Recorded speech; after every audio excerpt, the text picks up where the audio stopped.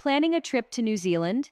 Before you travel, you may need a New Zealand ETA, also known as an Electronic Travel Authority. The New Zealand ETA is a digital travel authorization linked to your passport.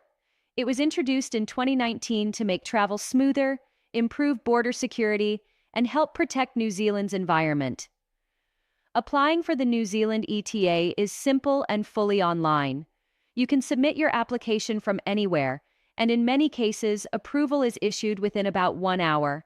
The tourist ETA allows you to visit New Zealand for holidays, sightseeing, or to meet friends and family. However, it does not allow you to work, perform, or take part in paid activities during your stay. To apply, you need a valid passport from an eligible country and a recent passport-style photograph. Your passport must remain valid for at least 3 months after leaving New Zealand. Once approved, the New Zealand ETA is valid for 2 years and allows multiple entries. Each visit usually permits a stay of up to 3 months. Apply in advance, keep your documents ready, and get set to enjoy everything New Zealand has to offer.